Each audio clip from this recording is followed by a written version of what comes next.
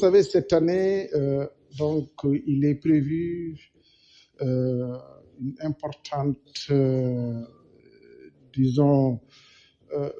pluviométrie, puisque c'est une saison qui s'annonce très pluviométrique.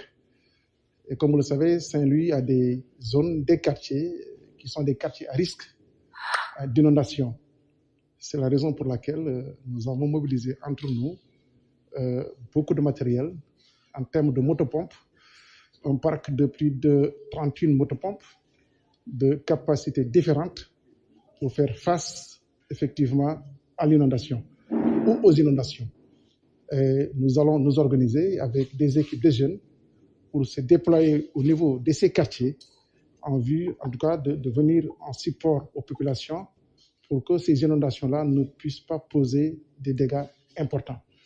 C'est la raison pour laquelle nous en avons acquis pour une valeur de plus de 5 millions de francs CFA en termes d'équipement, mais aussi nous allons mobiliser les ressources nécessaires en termes de carburant, mais aussi en termes de main-d'œuvre pour permettre à ces équipes mises en place de pouvoir, en tout cas à chaque fois que le besoin s'annonce, de pouvoir répondre présent aux sollicitations des populations. C'est une action d'une envergure importante. Chaque année, nous le faisions, mais cette année, comme il y a une pluviométrie assez importante qui se manifeste, nous avons essayé effectivement de prendre les devants.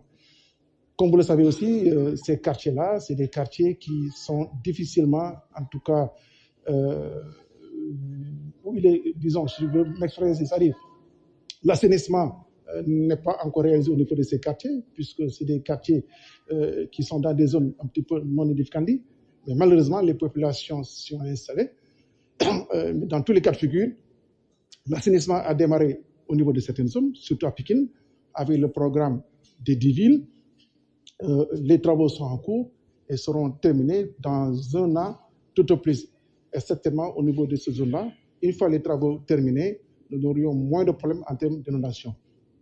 Les autres quartiers qui sont, en tout cas, qui sont impactés par les inondations, Guinaouraï, que ce soit Guinaouraï, que ce soit Djaminar, que ce soit Médina, soit Médina Marmial, Médina Course, c'est des zones où nous sommes en train de voir effectivement comment des programmes d'assainissement peuvent être réalisés à ce niveau-là. Sans aussi oublier les quartiers du Citagnac, où on a pu réaliser une route avec de l'assainissement qui a un petit peu permis de dégager cette zone-là.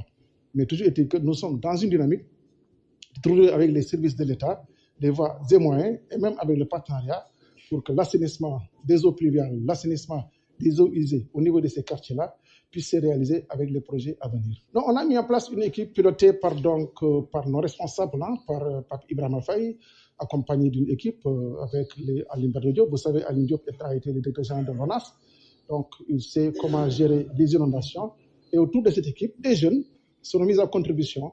Ces jeunes-là vont sillonner l'ensemble des quartiers en relation avec les personnes ressources au niveau de ces quartiers pour pouvoir se déployer rapidement quand la situation l'exige. Donc, nous avons commencé à travailler dans cette dynamique-là depuis longtemps. L'année dernière, c'était la même équipe. La seule différence, c'est que cette année, on a renforcé les équipements en termes de motopompes. Et cela va nous permettre, en tout cas, de se déployer très rapidement. C'est l'appel que je voudrais lancer à l'endroit des populations. C'est-à-dire qu'il faudrait nécessairement que ces jeunes qui habitent dans les quartiers impactés puissent venir en appoint aux équipes déployées. Ça, c'est important. Bon, puisque l'assainissement, en tout cas, fait défaut, étant effectivement implanté dans des zones non édificantes, on ne peut plus revenir en arrière. Ce qu'il faudrait peut-être faire, c'est qu'une mutualisation des efforts puisse se réaliser pour que, effectivement, que nos actions soient vraiment performantes. Et il faut nécessairement, en tout cas, l'implication des jeunes. Et ça, c'est l'appel que je lance, en tout cas, à l'endroit des jeunes, à l'endroit des populations. Quand ces populations-là verront des équipes se déployer, que ces populations viennent en aide et non pas rester à regarder les autres faire. C'est ce qu'il faut surtout éviter.